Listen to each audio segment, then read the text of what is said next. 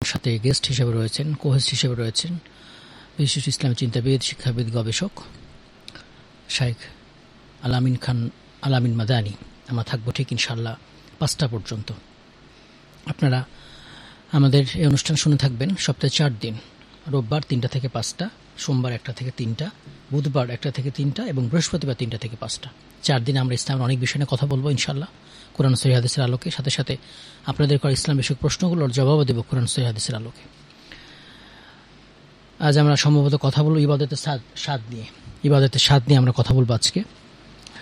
আসলে সেটা কি জিনিস, আমরা কতটা পাচ্ছি, কতটা পাচ্ছি না, কেন পাচ্ছি না, সব বিষয়ে কথা বলবো ইনশাআল্লাহ।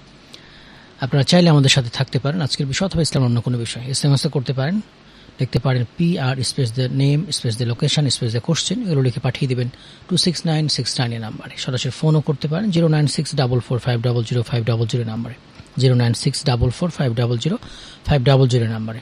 ফেসবুকে কমেন্ট করতে পারেন facebook.com/peoplesradio.fm। অনলাইনে শুনতে পারেন peoplesradiolimited.com। এখানে গুগল প্লে স্টোর থেকেও পিপলস রেডিও অ্যাপ ডাউনলোড করে শুনতে পারেন। শেখ আলামিন মাদানী, আমি আলামিন খান বলে ফেলেছিলাম, আমাদের আরেকজন গেস্ট আছেন টেলিভিশনে, তাই খান বলে ফেলেছিলাম। আচ্ছা, ওনার আরেকটা পরিচয় আছেন, উনি একটা খুব স্বনামধন্য মাদ্রাসার হচ্ছেন ভাইস প্রিন্সিপাল, মাদ্রাসাতুল হাদিস নাজিরা বাজার। এখানে শেখ, আমরা আলোচনা শুরু করবো ইনশাআল্লাহ। আসসালামু আলাইকুম ওয়া রাহমাতুল্লাহি ওয়া বারাকাতুহু। আলহামদুলিল্লাহি রাব্বিল আলামিন ওয়াসসালাতু ওয়াসসালামু আলা সাইয়্যিদিল মুরসালিন নবিয়িনা মুহাম্মদ আল আমিন ওয়া আলা আলিহি ওয়া সাহবিহি আজমাইন ওয়া মান তাবিআহুম বিইহসানিন ইলা ইয়াউমিদ্দিন, আম্মা বা'দ। قال تعالى في كلامه المجيد وما خلقت الجن والإنس إلا ليعبدون. وقال النبي صلى الله عليه وسلم ذاك طعم الإيمان من رضي بالله ربا وبالإسلام دينا وبمحمد نبيا ورسولا صلى الله عليه وسلم. সম্মানিত শ্রোতা মণ্ডলী, আপনারা অবগত হয়েছেন শরিয়া চেম্বার প্রোগ্রামে আমরা আজকে যে বিষয়টি নিয়ে আলোচনা করব তা হচ্ছে ইবাদতের স্বাদ। এটি শরীয়তের গুরুত্বপূর্ণ একটি বিষয়, যার জন্যই আল্লাহ তাআলা আমাদেরকে এই পৃথিবীতে পাঠিয়েছেন। যেমনটি আল্লাহ তাআলা সূরা যারিয়াত এর 56 নম্বর আয়াতে বলছেন যে ওয়ামা খালাকতুল জিন্না ওয়াল ইনসা ইল্লা লিয়াবুদুন। আমি মানব এবং দানব, মানুষ এবং জিন জাতিকে সৃষ্টি করা একটি মাত্র লক্ষ্য উদ্দেশ্য, সেটা হচ্ছে তারা আমার ইবাদত করবে। তো আল্লাহ তাআলা আমাদেরকে শুধুমাত্র সৃষ্টি করেছেন, ছেড়ে দিয়েছেন, এখানেই বিষয়টি ক্ষান্ত, এমনটি নয় না, বরং আল্লাহ তাআলা আমাদেরকে আমাদের জীবনের প্রতিটি মুহূর্তের হিসাব নেবেন এবং আমরা আমাদের জীবনে আল্লাহ তাআলা কর্তৃক, শরীয়ত কর্তৃক যে নির্দেশিত বিধানগুলো আছে তা কতটুকু পালন করছি এবং পালন করার সময় সেটা হৃদয় দ্বারা অনুধাবন করতে পারছি কিনা, সেটার প্রকৃত স্বাদ উপলব্ধি করতে পারছি কিনা, সেটাও কিন্তু লক্ষণীয় বিষয়। এই জন্য আল্লাহ তাআলা পৃথিবীতে মানুষকে জীবনযাপনের জন্য পানাহারের সুযোগ দিয়েছেন। পানাহার কেন করি? যে এই পানাহারের ভিতরে আমার দৈহিক একটা পুষ্টি রয়েছে, একটা স্বাদ রয়েছে। দুনিয়ার আল্লাহ তাআলা কর্তৃক সৃষ্টি যেগুলো রয়েছে ফল ফলাদি, প্রত্যেকটা ফলের আলাদা আলাদা একটা স্বাদ রয়েছে। ঠিক একইভাবে আল্লাহ তাআলা যে শরীয়তের বিভিন্ন ইবাদতের নির্দেশ দিয়েছেন, সেই ইবাদতের প্রত্যেকটা ইবাদতের আলাদা একটি একটি স্বাদ রয়েছে। আমরা দুনিয়ার যে ফল ফলাদি রয়েছে সেইগুলোর স্বাদ কিছুক্ষণ থাকার পর সেটা শেষ হয়ে যায়, কিন্তু মুমিনদের জীবনে তাদের যে ইবাদতের স্বাদ সেটা কিয়ামত পর্যন্ত, মৃত্যু পর্যন্ত সেটা চলমান থাকে। এই জন্য ইমানের স্বাদকে বলা হয় যে কুল্লু লাযযাতিন ফিদ দুনিয়া ওয়াহিদা। পৃথিবীর স্বাদগুলো একটা সময় পর্যন্ত থাকে, সুম্মা তাজুলু, এরপর একটা সময় গিয়ে সেটা শেষ হয়ে যায়। কিন্তু ইবাদতের স্বাদ এটা সে 3 অবস্থাতেই অনুধাবন করতে পারবে। যখন সে প্রকৃত নিয়ত নিয়ে আল্লাহর সামনে দাঁড়াবে তখন সেটা সে অনুধাবন করবে। 2 নাম্বার, যখন সে আল্লাহ তাআলার জিকির আজকার করবে তখন এই ইবাদতের স্বাদ সে উপলব্ধি করতে পারবে। বিশেষ করে যখন সে আল্লাহর সাথে সাক্ষাৎ করবে, আল্লাহর চেহারা সে দেখতে পাবে, জান্নাত পাবে, তখন সেই ইবাদতের স্বাদটাও সে বুঝতে পারবে। সুতরাং ইবাদতের স্বাদ কাকে বলা হয়? রাসূল সাল্লাল্লাহু আলাইহি সাল্লাম বলছেন, যাকা তুআমাল ঈমান, ঈমানের স্বাদ তো সেই উপলব্ধি করতে পারে মান রাদিয়া বিল্লাহি রব্বা, আল্লাহকে রব হিসেবে পাওয়ার পর যে সন্তুষ্ট চিত্তে মেনে নিয়েছে, খুশি হয়েছে, ওয়াবিল ইসলামি দীনা, এবং জীবন ব্যবস্থা হিসাবে ইসলামকে গ্রহণ করে সন্তুষ্ট হয়েছে, ওয়াবি মুহাম্মাদিন নবী ওয়া রাসূলা, এবং সর্বশেষ নবী মুহাম্মদ সাল্লাল্লাহু আলাইহি সাল্লামকে পেয়ে সন্তুষ্ট হবে, তিনি একজন নবী এবং রাসূল, আমার আদর্শ। যারা মনে প্রাণে এটা বিশ্বাস করবে এবং সেটাকে অনুধাবন করবে, প্রকৃত সেই ঈমানের স্বাদ পেল। রাসূল সাল্লাল্লাহু আলাইহি সাল্লাম আমাদেরকে খবর দিয়েছেন যে আন্না লিল ঈমানি তুআমা, নিশ্চয় ঈমানের একটা স্বাদ রয়েছে, ইয়াযুকুহু আল কলব, এটা মানুষ হৃদয় দ্বারা বুঝতে পারে, হৃদয়ে উপলব্ধি করতে পারে। কামা ইয়াযুকুল লিসানু তুআমাত তুআমি ওয়া শারাব, যেমন ভাবে মানুষ পানাহার করার সময় খাদ্যের স্বাদ অনুধাবন করে থাকে। আপনি একটা বিষয় লক্ষ্য করবেন যে ঈমানের স্বাদটা একটা খাদ্যের মানব পৃথিবীর সাথে বেশ সাদৃশ্যপূর্ণ রয়েছে। এটা মানুষের দেহে যতক্ষণ পর্যন্ত সুস্থ থাকে, তখন তার সামনে যেই খাবারটা পেশ করার না কেন, প্রতিটা খাবারে সে স্বাদ উপলব্ধি করে, সেটার প্রতি তার একটা স্পৃহা তৈরি হয়, আগ্রহ সৃষ্টি হয়, সেটার প্রতি মানুষ ধাবিত হয়। কিন্তু দেখবেন মানুষটা যখন জ্বরে আক্রান্ত হয়, বিভিন্ন রোগে আক্রান্ত হয়, তার সামনে আপনি যতই সুস্বাদু খাবার দেন না কেন, সেটা গ্রহণ করতে চায় না। ঠিক একইভাবে মানুষের হৃদয় যখন অসুস্থ হয়ে যায়, পাপ দ্বারা আক্রান্ত হয়ে যায়, ইসলামী শরিয়া মোতাবেক, চেম্বার মোতাবেক তার জীবনকে পরিচালনা করে না, তখন তার সামনে ইবাদতকে উপস্থাপন করা হলে, আজান দেওয়া হলে, কোরআন তেলাওয়াত করা হলে এটা বিরক্ত লাগে। কারণ কি? তার দেহটা, তার হৃদয়টা এখন অসুস্থ, ইবাদত গ্রহণ করার জন্য সে এখন প্রস্তুত নয়। সুতরাং ইবাদত এর স্বাদ মূলত এটা মৌখিক না, এটা হৃদয় দ্বারা উপলব্ধি করতে হয়। এই জন্য ঈমানের স্বাদটা একটা নির্দিষ্ট ক্যাটাগরিতে থাকে না। মানুষের ঈমান, আমল, আখলাক, চরিত্র, চলাফেরা, বিভিন্ন বৈশিষ্ট্যের কারণে এটা কম বেশি হয়ে থাকে। মানুষ যত বেশি তাকওয়া, যত বেশি ঈমানদার হবে, ইবাদতে তত বেশি সে স্বাদ পাবে। মানুষ খাবার না খেলে যেমন ক্ষুধার্ত হয়ে গেলে সেই খাবারের প্রতি খুব ছোটাছুটি করে, ঠিক মুমিনদের জীবনে ঈমানের স্বাদ যখন হৃদয়ের ভিতরে প্রবেশ করে, ইবাদত না করা পর্যন্ত সে শান্ত বা ক্ষুধামুক্ত হতে পারে না। এজন্য আল্লাহ তাআলা কোরআনে বলছেন, ওয়ামান আমিলা সলিহা মিন যাকারিন আও উনসা, যে ব্যক্তি সৎ আমল করবে, চাই সে পুরুষ হোক অথবা নারী হোক, ও হুয়া মুমিন, তার ভিতরে যদি ঈমান থাকে, ফালা নুহইয়ান্নাহু হায়াতান তাইয়্যিবা, আমরা তাকে সুন্দর একটা জীবন দান করি। হায়াতান তাইয়্যিবা দ্বারা কি? ইবাদত করার পর হৃদয়ের ভিতরে ইবাদতের স্বাদ উপলব্ধি করতে পারবে, এমন একটা জীবন আমি তাদেরকে দান করি।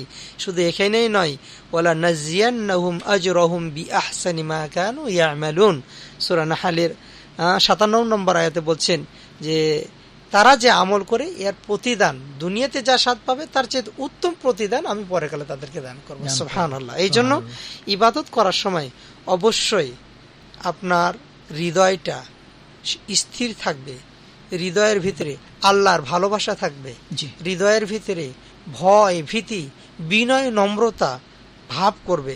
যখন আপনার সামনে কোরআন তেলাওয়াত করা হবে, দুনিয়ার সকল কিছু আপনি ভুলে গিয়ে কোরআনের দিকে কান দিবেন।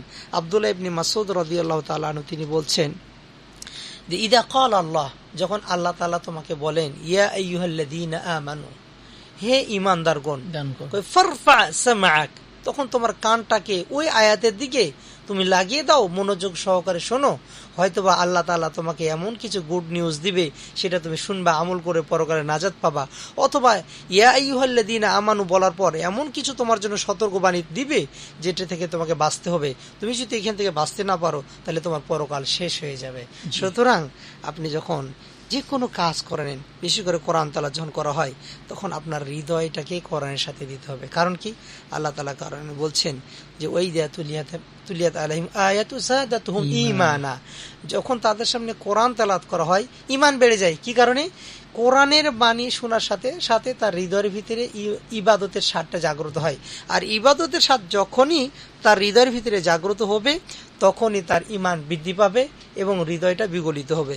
এ ব্যাপারে ইবনুল কাইয়িম আজ-জাওজি রাহিমাহুল্লাহ তিনি বলছেন, আল ইকবালু আলাল্লাহি তাআলা, যে ব্যক্তি আল্লাহকে খুশি করার জন্য আল্লাহর পথে যাবে, আল্লাহর কাছে যাবে, আল্লাহর বিধানগুলোকে পাওয়ার পর সেটাকে সন্তুষ্ট চিত্তে মেনে নিবে, তার হৃদয়টা আল্লাহ তাআলার ভালোবাসায় পরিপূর্ণ হয়ে যাবে। সুবহানাল্লাহ, সুবহানাল্লাহ। শাইখুল ইসলাম ইবনে তাইমিয়া রাহিমাহুল্লাহ তিনি বলছেন যে ইন্না ফিদ দুনিয়া জান্নাহ, জান্নাতের ভিতরে বা দুনিয়ার ভিতরে একটা জান্নাত আছে, যে মাল্লাম ইয়াদখুলহা, যে এই দুনিয়ার জান্নাতে প্রবেশ করতে পারবে না, লাম ইয়াদখুল জান্নাতাল আখিরা, সে পরকালের জান্নাতে প্রবেশ করতে পারবে না।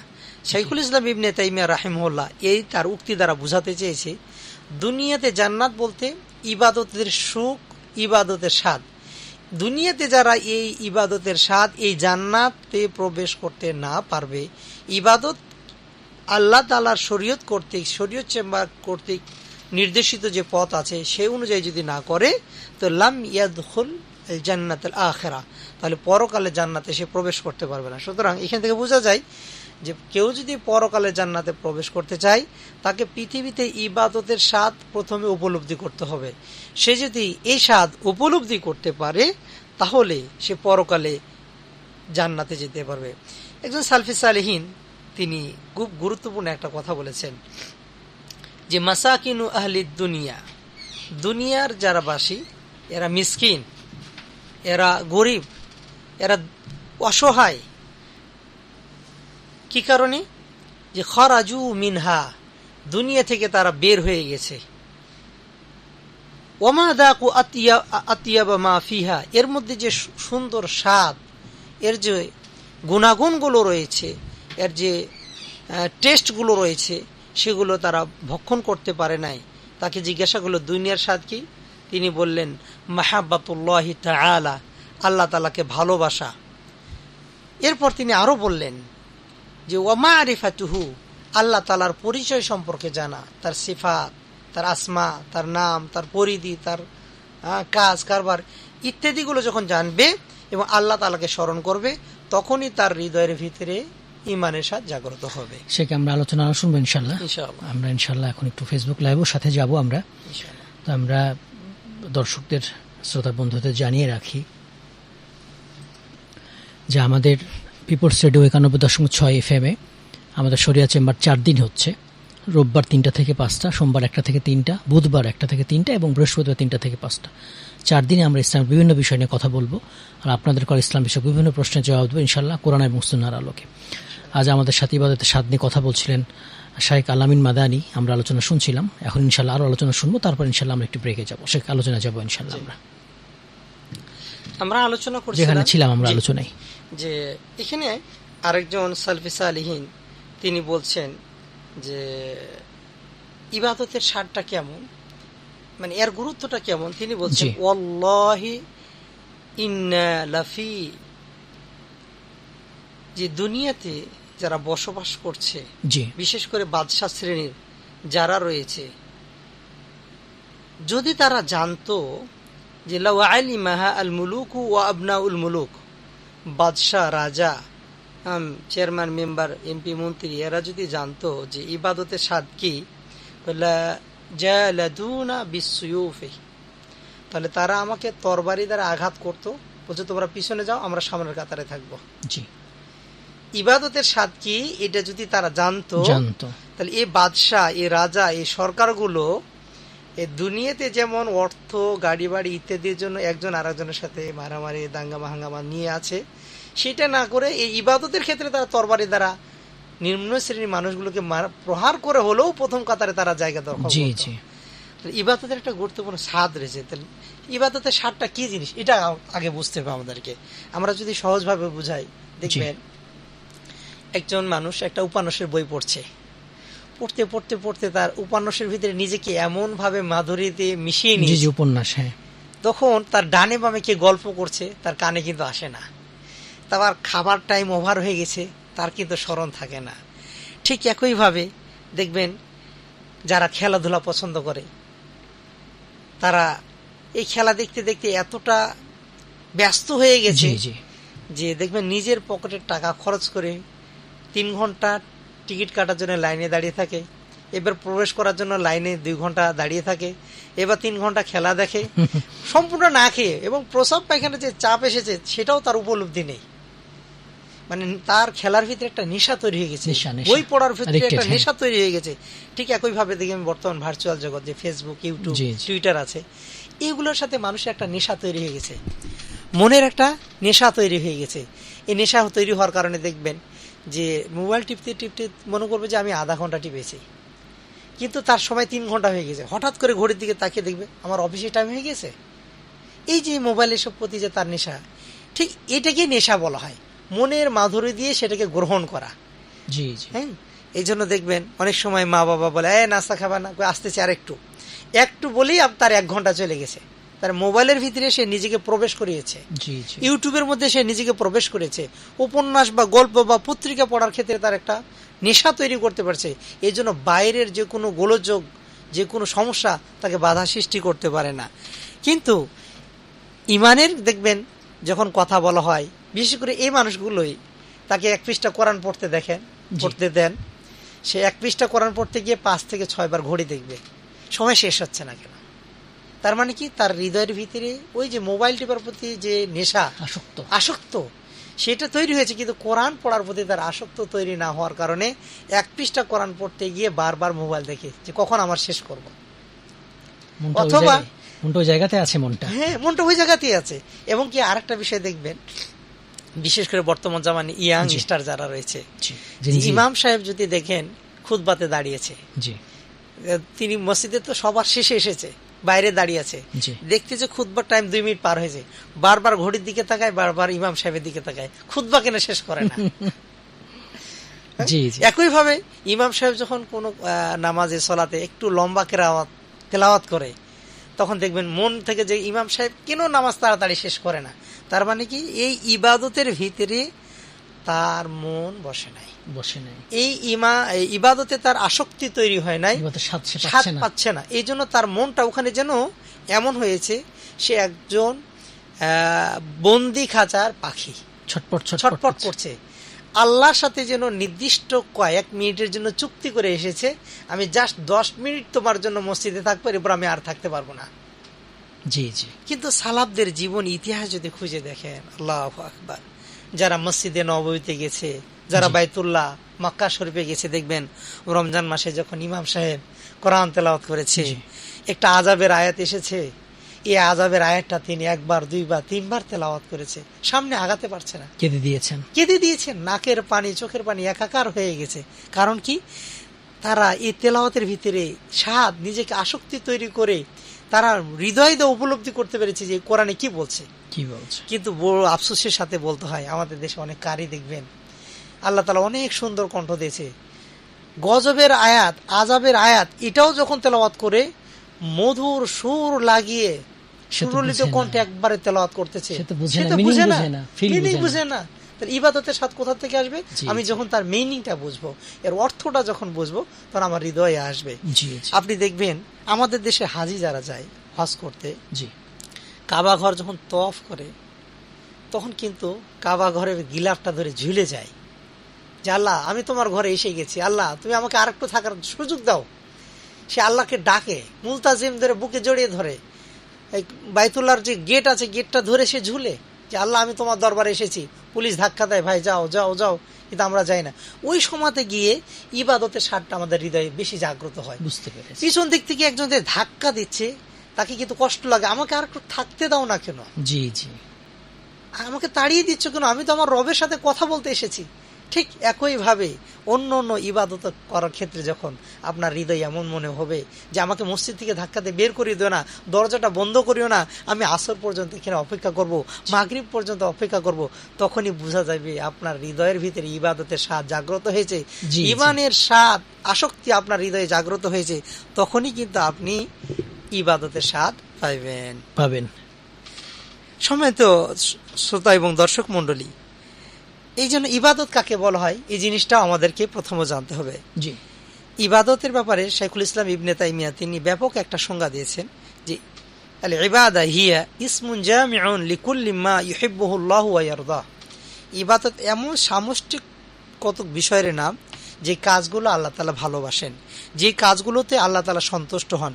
সেটা হয়তো কথা জাতীয় হতে পারে, কাজ জাতীয় হতে পারে, সেটা প্রকাশ্য হতে পারে, অপ্রকাশ্য হতে পারে, কখনো বাহ্যিক হতে পারে, কখনো অবাহ্যিকও গোপনও হতে পারে।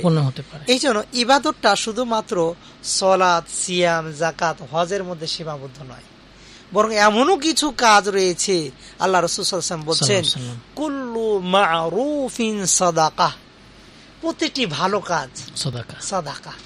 এমনকি রাসূল সাল্লাল্লাহু আলাইহি ওয়াসাল্লাম তিনি বলছেন যে হাত্তা লুকমা আল্লাতী তারফাউহা ইলা ইমরাআতিক, তোমার স্ত্রীর মুখে খাবার তুলে একটা লোকমা খাবার যদি তুলে দাও সাদাকা, এটাও সাদাকা। সুবহানাল্লাহ। সুতরাং এই জায়গাও যদি আমাদের হৃদয়ে বিশ্বাস থাকে যেটা আমি ভালো কাজ করছি আল্লাহ সন্তুষ্টির উদ্দেশ্যে, এটা ইবাদত হিসেবে গণ্য হয়ে যাবে।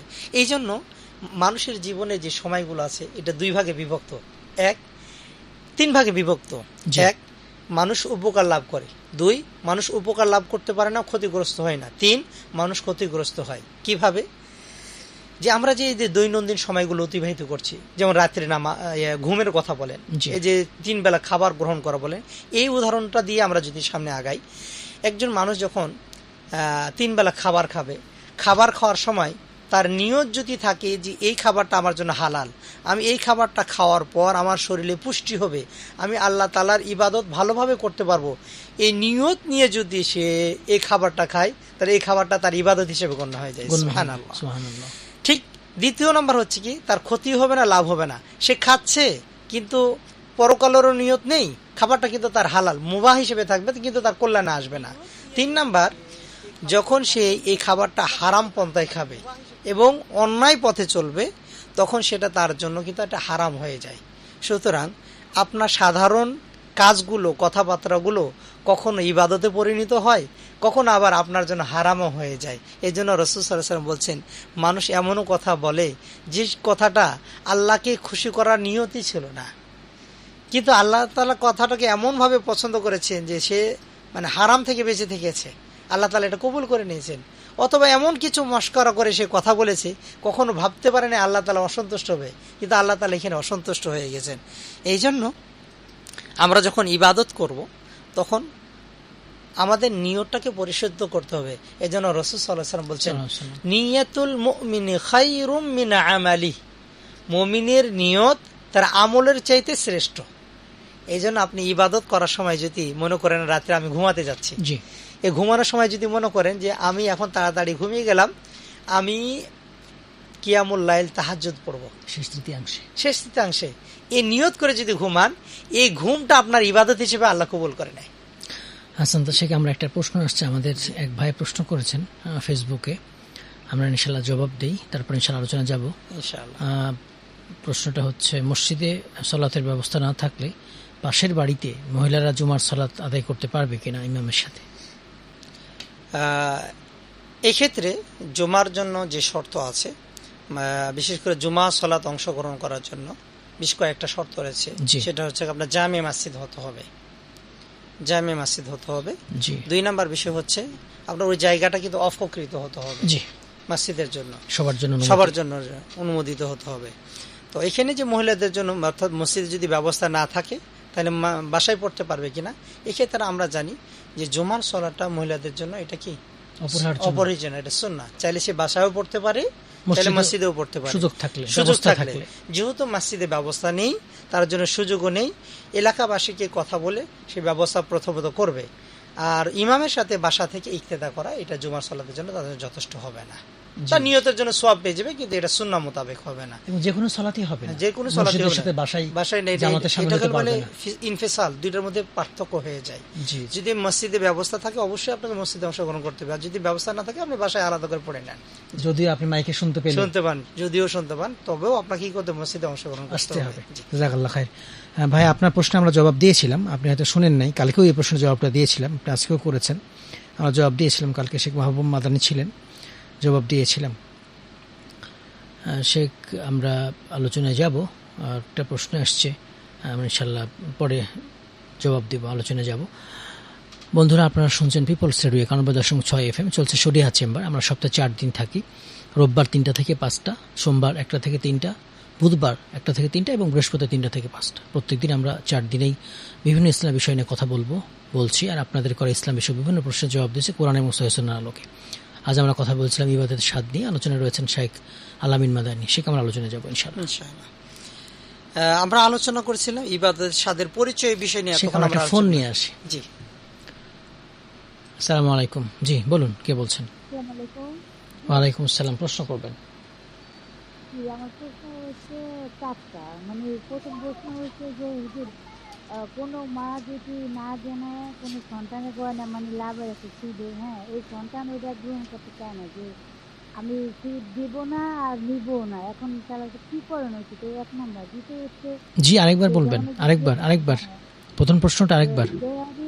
আর হচ্ছে যে আমাদের মুসলিম যে বিবাহ, এটা কতটুকু গ্রহণযোগ্য? কাদের সাথে? হ্যাঁ, যে যেমন মানে বিহারি থাকে না, যেমন বিহারি। আচ্ছা আচ্ছা। হ্যাঁ, আর মুসলিম আমাদের যে বিবাহ এটা। আর আমার ওই যে ছোট বাচ্চা আছে, ঠিক আছে, রাখার মতন কেউ নেই। যদি ওক্তর আগে আমি নামাজ মানে আজানের আগে আমি নামাজ পড়ি, তাহলে তোমার কবুল হবে? জি।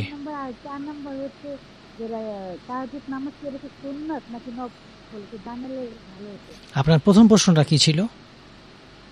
হ্যাঁ, আপনার প্রথম প্রশ্ন কি ছিল? প্রথম প্রশ্ন ছিল যে একজন মা তার সন্তানের গয়না না বলে মানে লাভের একটা দোকানে, মানে গয়না লাভের একটা সুদ, এখন আমি সেই লাভ দিতে চাচ্ছি না, গয়নাও আমাকে বলতে দেবে, এখন আমি সুদ দিব না নিব না, কিন্তু আমার মা মুসলিম, এখন আমার কি করা উচিত? আর আমিও অনেক মুসলিম, আমি সুদ দিব না, এখন আমার করণীয় কি? বুঝতে পেরেছি। আমাদের সাথেই থাকবেন শেখ, আমরা ইনশাল্লাহ আমাদের সাথে থাকবেন, ইনশাল্লাহ জবাব পেয়ে যাবেন। শেখ, আমরা ইনশাল্লাহ 4টা প্রশ্নের জবাব দিয়ে আলোচনায় যাব। ওই বোন যেটা বলছিলেন যে ওই যে গয়নাগাটি সম্ভবত রেখেছেন সুদের ভিত্তিতে, যতটা আমরা শুনতে পেয়েছি। বোনের প্রশ্নটা ছিল যে গয়নাটা সুদের ভিত্তিতে একজন কাছে দেওয়া আছে, এই সুদটা দিয়েছে বা লেনদেন করেছে তার মা, এমত অবস্থায় মেয়ে এই সুদ দিতে চাচ্ছে না। এক্ষেত্রে আমি কোনো ক্ষতিগ্রস্ত হব কিনা বা ইসলামের দৃষ্টিকোণ থেকে আমার কোনো পাপ হবে কিনা? 2 নাম্বার, এই গয়নাগাটি এভাবে সুদ দেওয়ার জায়েজ আছে কিনা, বা এইভাবে লেনদেন করার জায়েজ আছে কিনা? এখানে 2টা অংশ আছে। প্রথম অংশ হচ্ছে, আপনার মা যদি সুদের উপরে এইভাবে স্বর্ণ দিয়ে লেনদেন করে, তাহলে আপনার এটা তো অবশ্যই হারাম কাজ। এখন আপনার জন্য করণীয় কি? আপনার জন্য করণীয় হচ্ছে প্রথমত তাকে বুঝানো। আপনি যদি তাকে বুঝাতে না পারেন, তাহলে অবশ্যই একজন বিশেষজ্ঞ ব্যক্তি যার কথা তিনি শুনবে তাদের কাছে দ্বারস্থ হওয়া, তাদের কাছে নিয়ে যাওয়া। এরপরেও যদি না শুনে, তো সেখানে আপনারা করার কিছু নেই। কারণ পিতামাতা যদি আপনাকে শিরক করতেও বলে, শুধু তাদের কথাটা মানা যাবে না, কিন্তু তাদের সাথে ভালো আচরণ করতে হবে, সৌজন্যমূলক আচরণ করতে হবে। ঠিক একইভাবে এই ক্ষেত্রেও আপনি তাদের সাথে ভালো আচরণ করবেন, সৌজন্যমূলক আচরণ করবেন, খারাপ ব্যবহার করা যাবে না, চালিয়ে যাবেন, বোঝানোর চেষ্টা চালিয়ে যাবেন, এবং তাকে বোঝানোর চেষ্টা, ভালো ব্যবহারের দ্বারা তাকে ভালো ব্যবহারের মাধ্যমে বোঝানোর চেষ্টা করতে হবে। আশা করা যায় ইনশাআল্লাহ একসময় বুঝে যাবে। দোয়া করতে হবে, বিশেষ করে আপনি নামাজে তার জন্য, সলাতে তার জন্য দোয়া করবেন। আর দ্বিতীয় অংশ ছিল বিহারিদের সাথে মুসলিমদের বিয়ে। বিহারিদের সাথে মুসলিমদের বিয়ে, আমি আসলে বিহারিদের বিষয়ে এটা আসলে অতটুকু ডিপলি আমার গবেষণা নেই। না, এটা ওরা মুসলিমই, ওই যে পাকিস্তান বা ভারতের অধিবাসী, এখন আমাদের দেশে থাকে। আমাদের দেশে বিহার ভাষা যেটা বিহার, সেটা তো আমরা এলাকার নাম, কিন্তু আমরা আমাদের কয়েকটা মুসলিম হলে তো আমাদের সমস্যা নেই। তাদের ঈমান আকীদা আমার ইসলামী আদর্শ পথে অনুযায়ী হয়ে থাকে, তাহলে কোনো সমস্যা নেই, জায়গায় হতে পারে, যে কোনো জায়গায় হোক তার সাথে বিয়ে করা জায়েজ আছে, সমস্যা নাই। কিন্তু আমার এখানে একটা বিষয় আমার জানা আছে যতটুকু, মিরপুর অঞ্চলে কিছু বিহারি আছে যারা কিন্তু শিয়া বা অন্য ধর্মাবলম্বী হয়ে থাকে। জি, এই ধরনের কিছু মানুষ আছে, তাদের সাথে বিয়ে কিন্তু জায়েজ নাই। কিন্তু পাকিস্তান বা ভারত কেন্দ্রিক যে বিহার আছে, বিহারের মুসলমান জায়গার দিকে নিসবত করে সম্পর্ক করে যদি বিহারি বলা হয়, তাদের সাথে বিয়ে জায়েজ আছে।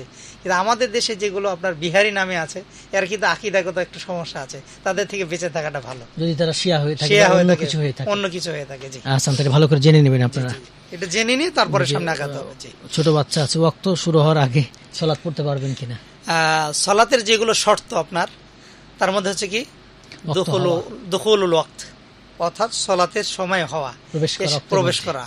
এই সময় যদি না হয় কিন্তু সালাত পড়া জায়েজ হবে না। বিশেষ কয়েকটা ক্ষেত্রে সময়ের পূর্বে সালাত আদায় করা জায়েজ আছে। যেমন আপনি যদি মুসাফির হন তাহলে 2 সালাতকে একসাথে পড়ে জমা করা সেই সময় আপনি এই জমা করে আদায় করতে পারবেন। অথবা এমন কিছু অঞ্চলে আপনি আছেন, দেখা যাচ্ছে সেখানে মহামারী সৃষ্টি হয়েছে অথবা দুর্যোগ সৃষ্টি হয়েছে, তখন 2 সালাতকে মাগরিবের সময় এশারে সালাত আদায় করে নিতে পারবেন বিশেষ প্রয়োজন। কিন্তু স্বাভাবিক অবস্থায় ওয়াক্ত হওয়ার পূর্বে আপনি সালাত আদায় করতে পারবেন না, নির্দিষ্ট সময় রয়েছে। আচ্ছা, পরে একটা প্রশ্ন যাব, তাহাজ্জুদ সালাত নফল না সুন্নাহ? তাহাজ্জুদ আসলে সুন্নাহটা হচ্ছে ব্যাপক অর্থ, এটা ব্যাপক অর্থ রয়েছে। ফরজ সালাতে যে কাজগুলো করি সেটাও সুন্নাহ, আমরা সুন্নত যে কাজটা করি সেটাও সুন্নাহ, এবং কি নফল নামাজে যে কাজগুলো করি সবগুলি কিন্তু সুন্নাহ। সুন্নাহ মানে কি? রাসূল সাল্লাল্লাহু আলাইহি ওয়াসাল্লামের আদর্শ। তবে এগুলোর মধ্যে কিছুটা পার্থক্য মানে বিধান রয়েছে। আমরা সাধারণত এখানে শরীয়তে যে কয়েকটা মানদণ্ড রয়েছে, যেমন আমরা ফরজ বলি, ওয়াজিব বলি, সুন্নাহ বলি, মুস্তাহাব বলি, মুবাহ বলি, এগুলো প্রত্যেকটা আলাদা আলাদা বিধান আছে। ফরজ সালাত সংক্রান্ত এর যে রিলেটেড সুন্নাহ সালাতগুলো আছে সেগুলো হচ্ছে সুন্নাহ। আর এইগুলো বাদ দিয়ে অতিরিক্ত যে নফল নামাজগুলো, যেমন ইশরাকের নামাজ বলা হয়, জোহর নামাজ বলা হয়, এরপর সালাতুল আওয়াবিন বলা হয় এবং কিয়ামুল লাইল বলা হয়, এই সবগুলোকে নওয়াফিল বলা হয়েছে, নফল বলা হয়। আবার মোটা দাগে ফরজ ছাড়া বাকি সবগুলো নফল, ফরজ ছাড়া বাকি সবগুলোই নফল। জি, সুন্নাহ এবং নফলের একই মর্যাদা। জি। শেখ এক ভাই আমাদের প্রশ্ন করছেন ফেসবুকে। আসসালামু আলাইকুম। ওয়ালাইকুম আসসালাম। শেখ ভালো আছেন? আমরা ভালো আছি, আপনি ভালো আছেন? শেখ, আমরা দেখি শুক্রবারে জুমার সালাতের আগে সময় অনেক মুসল্লি পরে আসে এবং সামনে থাকা মুসল্লি ভাইদের উপর দিয়ে সামনে গিয়ে বসে। আমরা জানি এটা ঠিক না, সহিহ হাদিস দিয়ে সকল মুসলিম জানিয়ে দেওয়ার অনুরোধ করছি। এই যে ঘাট ডিঙ্গে যা বসা। ধন্যবাদ, খুব গুরুত্বপূর্ণ বিষয় এটা। আমাদের যুব সমাজ এখন ইসলাম সম্পর্কে সেভাবে গবেষণা এবং ইসলামী বই অধ্যয়ন না করার কারণে এই ভুলগুলো সচরাচর হয়ে থাকে। রাসূল সাল্লাল্লাহু আলাইহি ওয়াসাল্লামের নির্দেশনা যেটা রয়েছে, জুমার দিনে আদব এবং আদর্শ রয়েছে, সেটা হচ্ছে মসজিদে প্রবেশ করার পর আপনি 2 রাকাত করে সালাত আদায় করবেন। 2 নাম্বার, আপনি নীরব চুপ থাকবেন। 3 নাম্বার, আপনি যেখানে খালি জায়গা পাবেন সেখানে বসে যাবেন। কিন্তু 2 জনের কাঁধকে ফাঁক করে ডিঙিয়ে যাওয়া, এটা একটা কাবিরা গুনাহ অন্তর্ভুক্ত, এবং এটা রাসূল শক্তভাবে নিষেধ করেছেন। তোমাদের কেউ যেন 2 জনের কাঁধ ফাঁক করে অতিক্রম না করে, রাসূল সাল্লাল্লাহু আলাইহি ওয়াসাল্লাম নিষেধ করেছেন। সুতরাং কোনো মুসলিমের এটা উচিত নয়, যদিও সামনে জায়গা রয়েছে, তিনি সামনের মুসল্লিকে বলতে পারেন যে আপনি একটু সামনে যান, কিন্তু 2 জন মুসলিমকে ফাঁক করে তাদের ঘাড় ডিঙিয়ে সামনে যাওয়াটা ঠিক হবে না, কষ্ট দেওয়া হয়ে থাকে। জি। শেখ, আমরা আলোচনা যাব ইনশাআল্লাহ। তো আমরা আলোচনা করছিলাম যে ইবাদতের স্বাদ। জি। তো ইবাদতের স্বাদ আমরা কিভাবে পেতে পারি, ইবাদতের স্বাদ পাওয়ার উপায়। জি। এখানে আমরা কয়েকটা পদ্ধতিতে ইবাদতের স্বাদ পেতে পারি। প্রথমত হচ্ছে মুজাহাদাতুন নাফস আলাল ইবাদা ওয়া তা'বিদিহা, যে আপনি ইবাদতের প্রতি আপনার হৃদয়কে সম্পৃক্ত করা, আন্তরিক প্রচেষ্টা চালানো এবং ইবাদতের প্রতি তাকে প্রশিক্ষণ দেওয়া। এক্ষেত্রে ইবনুল কাইয়িম আর রাহিমাহুল্লাহ, সেটা একটা ফোন নিয়ে আসি, তারপর আলোচনা শুনবো ইনশাআল্লাহ। জি। আসসালামু আলাইকুম। কে বলছেন, কোথায় বলছেন? জি বলুন। আপনি হয়তো শোনাই হয়েছে, আমি যে করছি আমার তো মানে আমার মা যে গয়নাটা রাখছে, উনি হচ্ছে অনেক উনি গরিব, উনি আনতে পারতেছে না, যেটা তুলে রাখছে, আর এখন আমাকে বলতেছে ওই যে আমাকে আনতে। তো এর জন্য এখন আমি না করছি যে আমি আনতে পারবো না, এর জন্য অনেক অসন্তুষ্ট উনি আমাকে। আবার দেখা যায় আমি বলি, বুঝাই, অনেক কিছু করি, কিন্তু না বলে, তাহলে আমি দিতে পারতেছি না, আর আমি তো সুদ দিব না, তাহলে এখন কি করবো? তাহলে কি গয়না বাদ দিয়ে দিব নাকি আমার আনলে গুনাহ হবে? জি, বুঝতে পেরেছি, আমাদের সাথে থাকবেন। জি, এবার বিষয়টা আমাদের কাছে আরেকটু স্পষ্ট হয়েছে। তার মা কিছু গয়না কারো কাছে রেখেছে, তুলতে পারছে না, সুদ ভিত্তিক যেটা রেখেছে, সুদ দিয়ে এমন একটা টাকা পর্যায়ে গেছে যে সে টাকা পরিশোধ না করার কারণে গয়নাটা ফেরত দিচ্ছে না। এখন মা তার মেয়েকে চাপ দিচ্ছে যে গয়নাটা তুমি এনে দাও, আমি তো টাকা সব শেষ করে দিয়েছি। এখন মেয়ে বলছে আমি যদি ওই স্বর্ণটা আনতে যাই, আমাকে সুদ দিয়ে স্বর্ণটা ফেরত নিতে হবে। এমত অবস্থায় কি করণীয়? এই ক্ষেত্রে হচ্ছে আপনার প্রথমত যে যারা নিয়েছে তাদেরকে বুঝাতে হবে, বা আপনার যারা প্রশাসনিক ব্যক্তি রয়েছে তাদের দ্বারস্থ হতে হবে। শারীরিক দৃষ্টিকোণ থেকে নিয়ে এটা আপনার জন্য প্রথমত জায়েজ নেই। 2 নাম্বার, এখানে আপনার মা রয়েছে, যারা গ্রহণ করছে তাদেরকে আপনি বিষয়টা বলুন যে এটা হচ্ছে হারাম। এরপরেও যদি আপনার মায়ের হক রক্ষা করতে গিয়ে কিছুটা দিতে যান, সেক্ষেত্রে আল্লাহ তাআলা আপনাকে ধরবেন না। ওটা মূলটা নিয়ে আসার জন্য আল্লাহ তাআলা আপনাকে ধরবেন না, এটা আল্লাহ তাআলা ছেড়ে দিবেন। তবে আপনি যদি ইচ্ছাকৃতভাবে তাদেরকে দান দেন, তাহলে এই ক্ষেত্রে কিন্তু আপনিও এর জবাবদিহিতা হবে। বারবার যদি করেন আর অন্য ক্ষেত্রে করে থাকেন, তবে আপনি যে সচেতনতার ভূমিকা রেখেছেন এই জন্য প্রথমত আপনাকে ধন্যবাদ করতে হয়। আপনি অবশ্যই তাদের কাছে যাবেন এবং এই বিধানটা বলবেন যে এই পদ্ধতিতে স্বর্ণ বন্ধক রেখে লেনদেন করা এটা সুদের অন্তর্ভুক্ত। এই টাকা ভক্ষণ করা পরকালে আমার জন্য জাহান্নাম ওয়াজিব হয়ে যায়। জি জি। এই জন্য আপনি মূল ধন সম্পদ রেখে স্বর্ণটা ফেরত দেন, আমি এটা চাই। এরপরও সেও যদি জোর করে নিতে চায়, বলবেন এটা আপনার জন্য হারাম, আমি নিরুপায় হয়ে দিলাম। আপনি যদি কোথাও নিরুপায় হয়ে দেন, আল্লাহ তাআলা আপনাকে পাকড়াও করবেন না। জি ইনশাআল্লাহ, ইনশাআল্লাহ আমরা আলোচনা যাব ইনশাআল্লাহ। জি, একটা ফোন নেই শেখ, আলোচনা যাব, ফোনটা কেটে গেছে। জি, আপনারা ফোন করতে পারেন 09644500500 নাম্বারে, সরাসরি আমাদের সাথে কথা বলতে পারেন, এসএমএসও করতে পারেন। PR স্পেস আপনার নাম স্পেস লোকেশন স্পেস কোশ্চেন এগুলোকে পাঠিয়ে দেবেন 26969 এর নাম্বারে। ফেসবুক কমেন্ট করতে পারেন, সেখান থেকে আমরা জবাব দেবো ইনশাআল্লাহ। facebook.com/peoplesradio.fm চলছে শরিয়া চেম্বার। জি শেখ, যে আমরা শরিয়া চেম্বারে আলোচনা করছিলাম, আমাদের ফোন আসছে দুইটা, নিয়ে নি। আসসালামু আলাইকুম, বলুন। ওয়ালাইকুম আসসালাম। তাওরাত তো হিব্রু ভাষায় নাজিল হয়েছিল, এখন হিব্রু ভাষায় কি নাম রাখা যাবে? আর আরেকটা প্রশ্ন হচ্ছে, মেয়েদের কি ক্রিকেট খেলা যায়? জি, আমাদের সাথেই থাকবেন শেখ। জি, উনি শুনছেন তাওরাত হিব্রু ভাষায় নাজিল হয়েছে, এখন হিব্রু ভাষায় কোন নাম রাখা যাবে কিনা? নাম রাখার ক্ষেত্রে প্রথমত হলো যে যতগুলো আল্লাহ রাসূল সাল্লাল্লাহু আলাইহি সাল্লাম নাম দিয়েছেন সেগুলো আরবি ভাষা হওয়াটা উত্তম। জি, হিব্রু ভাষায় যদি নাম হয় আর তার অর্থ যদি বিকৃত না হয়, ভিন্ন কিছু না বোঝে, তখন আপনি নাম রাখতে পারেন। যেমন আমরা বাংলা ভাষায় অনেক নাম রাখি, এটা জায়েজ আছে। তবে উত্তম হচ্ছে মুসলিম হিসেবে আপনি আরবি নাম চয়ন করা। জি। আর মেয়েদের ক্রিকেট বা ফুটবল খেলা ইসলাম শরিয়া কি বলছে? ইসলামে মেয়েদের ফুটবল বা শরিয়া ক্ষেত্রে হচ্ছে ক্রিকেট বা ফুটবল, যে কোনো খেলা হোক, আপনার নিজের শালীনতা বজায় রেখে শরীর চর্চার জন্য যতটুকু প্রয়োজন এতটুকু শরীয়ত অনুমোদন দেয়। সেটা স্বামীর সাথে, তার মাহারাম যারা রয়েছে তাদের সাথে, সে পরিবেশে। কিন্তু এই যে বর্তমানে যেটা সারা দুনিয়া ওপেন হচ্ছে, এটা তো জায়েজ তো দূরের কথা, এটা নারীদের জন্য হারাম, ফিতনার কারণ। যেখানে আল্লাহ তাআলা বলছেন ওয়াকারনা ফি বুয়ুতিকুন্না, তাই কি না, যে তোমরা তোমাদের নিজের ঘরের ভিতরে সুন্নাত তাবারুজাল জাহিলিয়াতুল উলা।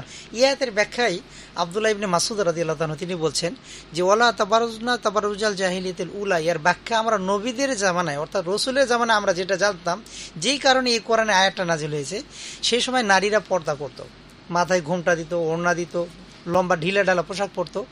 এই গলার মাঝখান দিয়ে তাদের গলার হার যদি দেখা যেত কাপড় ভেদ করে, অথবা পায়ের যদি ঝুমকা দেখা যেত, এটাকে আমরা জাহেলি যুগ বলতাম। স্বাভাবিক অবস্থায় তারা পোশাক পরিধান করে শুধুমাত্র গলার হার দেখা গেলে সেটাকে জাহেলি যুগ বলা হতো। তাহলে এই যে হাফ প্যান্ট পরে মেয়েরা খেলতেছে, তাদের বডি অঙ্গভঙ্গি দেখা যাচ্ছে, এটাকে কি মানে দৃষ্টিকটু, ফিতনার একটা কারণ, পুরুষের খারাপ চিন্তা আসবে, অর্থাৎ পুরুষকে ঈমান ধ্বংস করার জন্য অন্যতম এটা একটা কারণ। এটা আমাদের শরিয়ার বক্তব্য, এটা শরিয়ার বক্তব্য, এটা আমাদের ব্যক্তিগত না, এটা শরীয়তের বক্তব্য। আপনারা শরীয়তের বিধান জানতে চেয়েছেন, আমরা এটা বললাম। জি, জাযাকাল্লাহ। চাইলে মানতে পারেন ইসলামের বিধান, না চাইলে আল্লাহর কাছে গুনাহগার হবে, কাবিরা গুনাহ হবে। আপনাদের কাছে আমাদের দায়িত্ব তুলে ধরা, ওমা আলাইনা ইল্লাল বালাগ, আমাদের পৌঁছে দিলাম, বাকি দায়িত্বটা আপনাদের। জি, আসসালামু আলাইকুম, বলুন। আসসালামু আলাইকুম। ওয়া আলাইকুম আসসালাম ওয়া রাহমাতুল্লাহ। হুজুর, আমি ওই কোরআন শরীফ একবার পড়তে খয়ে গেছে, এখন যেটা ঘরে রাইখা দেব না কি করবো তো বলে দেন। জি, আমাদের সাথেই থাকবেন শেখ। আরেকটা ফোন নিয়ে আসি আমরা। আসসালামু আলাইকুম, প্রশ্ন করবেন। কে বলছেন, কোথায় বলছেন, প্রশ্ন করবেন। ওয়ালাইকুম আসসালাম ওয়া রাহমাতুল্লাহ।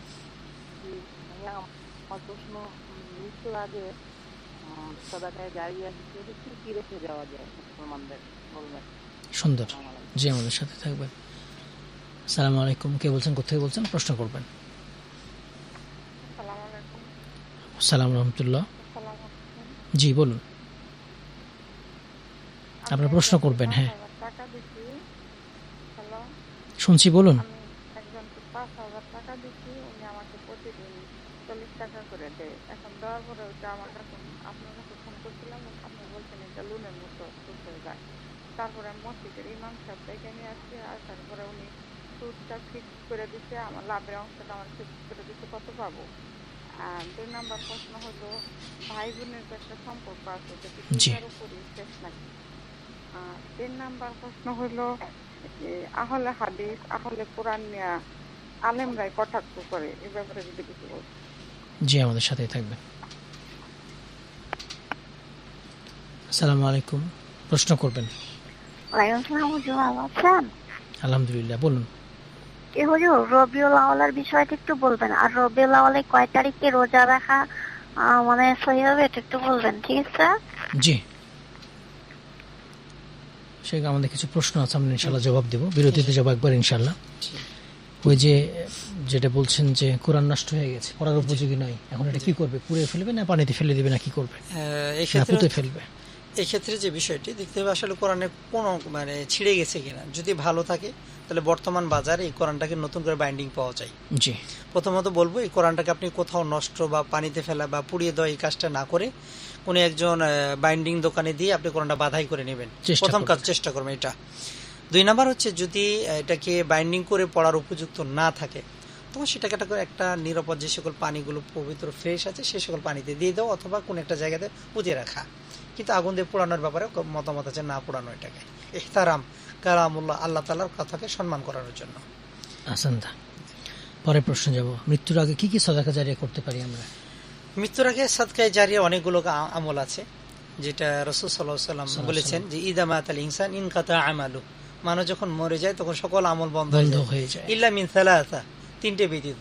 সাদাকাতুন জারিয়া, সাদকায়ে জারিয়া। 2 নাম্বার আওয়ালাদিন সালেহ ইয়াদউ লাহু, সৎ সন্তান রেখে যাবে, তার জন্য দোয়া করবে। আও ইলমিন ইনতাফাউ বিহি, অথবা এমন ইলম রেখে যাবে যার দ্বারা মানুষ উপকার লাভ করতে পারবে। এই হাদিস থেকে আমরা বুঝতে পারি সাদকায়ে জারিয়া বলতে অনেকগুলো বিষয় রয়েছে। জি, কোথাও আপনি ইসলামিক প্রতিষ্ঠান করে দিলেন, জনকল্যাণমূলক কাজগুলো, অর্থাৎ যে কোনো জনকল্যাণমূলক কাজ করা, যেমন কন্টিনিউ হতেই থাকবে এটা, যেমন ওযুখানা, মসজিদ, মাদ্রাসা, প্রতিষ্ঠান, রাস্তাঘাট, টিউবওয়েল ইত্যাদি, এগুলো সবগুলোই আপনার কিন্তু সাদকায়ে জারিয়া। এমনকি একটা গাছও যদি লাগিয়ে দেয়, রোপণ করা, এটাও সাদকায়ে জারিয়া। 2 নাম্বার সবচেয়ে বেশি আপনার কাজ করবে এটা হচ্ছে ওয়ালাদুন সালেহ, প্রয়োজন্য রেখে যাওয়া। জি, আপনার মৃত্যুর পর আপনাকে স্মরণ করবে, আপনার দোয়া করবে, এটা বেশি সবচেয়ে বড় সাদকায়ে জারিয়া। আমরা সবচেয়ে বেশি অভাব এবং সবচেয়ে বেশি যে জিনিসটা ক্ষতিগ্রস্ত হচ্ছি সেটা হচ্ছে আমাদের নেককার সন্তান না রেখে যাওয়া। অর্থাৎ আমরা তাদেরকে ইসলামী মূল্যবোধ এই জিনিসটা এখন পর্যন্ত শিক্ষা দিতে পারছি না, যার কারণে এই সন্তানগুলো যে আমাদের মৃত্যুর পরে আমাদের জন্য দোয়া করবে। হ্যাঁ, আপনি দেখবেন কিছুদিন আগে এক ভদ্রলোকের জানাজা হয়েছে, তার সন্তান জানাজাতে দাঁড়িয়েছে, দেখলাম। হ্যাঁ, ইমাম সাহেব সালাম ফিরিয়েছে, উনি জানেই না যে জানাজা সালাতে সালাম ফিরাতে হয় এবং জানাজা কিভাবে পড়তে হয়।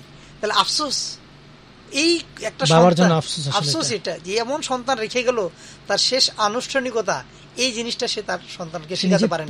পড়ানোর কথা ছিল, সেটা দূরের কথা, নিজে পড়তেই পারলো না, পিছনে পড়তে পারলো না। এই সন্তান আপনার জন্য আসলে আশীর্বাদ না, আফসোসের কারণ হয়ে যাবে।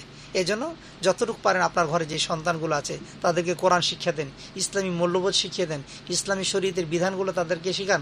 কমপক্ষে 5 ওয়াক্ত সালাত আপনি যতটুকু দরকার কম্পালসারি, এটা আপনি তাকে ভার্সিটিতে পড়ান, কলেজে পড়ান, বাধা নেই, কিন্তু যতটুকু ইসলামী তার ব্যক্তি জীবনে ফরজ বিধানগুলো রয়েছে সেগুলো যেন মানতে পারে, এতটুকু শিখাতে হবে। এখানটুকু ফরজাইন। এই জন্য শেখুল ইসলাম ইবনে তাইমিয়া তিনি বলছেন যে মালাম ইয়াতিমু বিল ওয়াজিব ইল্লা বিহি ফাহুয়া ওয়াজিবুন, যে কাজ না শিখলে ওয়াজিব আদায় হবে না, সেটা শেখা ওয়াজিব। জি, সুন্দর যথার্থ বলেছেন। জি হাসান, তারপরের প্রশ্ন যাব আমরা। একটা প্রশ্ন ছিল, সেটা হচ্ছে ওই যে উনি 5,000 টাকা দিয়েছেন, প্রত্যেকদিন 40,000 টাকা করে নিচ্ছেন, সুদ হবে কিনা? 5,000 টাকাতে প্রত্যেকদিন 40,000 টাকা 40 টাকা নিচ্ছে, এটা সুস্পষ্ট সুদ, রিবা। এটা সুস্পষ্ট রিবা এবং সুস্পষ্ট সুদ। এটা ব্যবসার পদ্ধতি না। এটা কোনো মুদারাবা না, পরস্পর যে একজনের ধন একজনের শ্রম, এই পদ্ধতি পড়ে না। রাসূল সাল্লাল্লাহু আলাইহি ওয়াসাল্লাম মুশারাকাও না, দুজন মালিক, এটাও না, এটা সরাসরি স্পষ্ট সুদের অন্তর্ভুক্ত। এখান থেকে বেঁচে থাকতে হবে। আর ইমাম সাহেব এসে যেটা মীমাংসা করে দিয়েছেন, আমার জানার মতে সেটাও সুষ্ঠু হয় নাই। ইমাম সাহেবকে ওই বিষয়ে জ্ঞান উনি লাগবে কেমনে এটা আল্লাহ আলাম, এই ব্যাপারে তার জ্ঞান না থাকার কারণে তিনি এটা করেছেন। জি। আল্লাহ তাআলা তাকে হিদায়াত দান করুন। ওই যে ইয়ের ব্যাপারটা বলছে যে আহলে হাদিস আহলে কোরআন কিভাবে গুলিয়ে ফেলছে, জি শেখ আমরা একটু বিষয় বলবো। আহলে হাদিস এবং আহলে কোরআন, হ্যাঁ এটা গুরুত্বপূর্ণ। জিনিস না, হ্যাঁ। হ্যাঁ গুরুত্বপূর্ণ। আমাদের সাধারণ মানুষের কাছে দুইটা নামই প্রিয় মনে হবে, কারণ কি তাদের কাছে হুব্বুত তাদায়ুন, জি, জি। ধর্মপ্রিয়তা, ধর্মের ভালোবাসা না থাকার কারণেই যেই ইসলামের কথা বলে তারটাই সে গ্রহণ করে। জি। কেউ যদি বলে আহলে কোরআন, তো মনে করো কোরআনওয়ালা, স্বাভাবিকভাবে তাকে গ্রহণ করবে। কোরআন গবেষক, কোরআন বিশেষজ্ঞ। এই জন্য একটা হাদিসে এসেছে যে আল্লাহ রাসূল সাল্লাল্লাহু আলাইহি ওয়াসাল্লাম বলছে হাদিসে কুদসি যে আমার জন্য প্রত্যেকের জন্য কি রয়েছে, আহাল রয়েছে, এবং আমার আহাল কারা, যারা কোরআন পড়ে।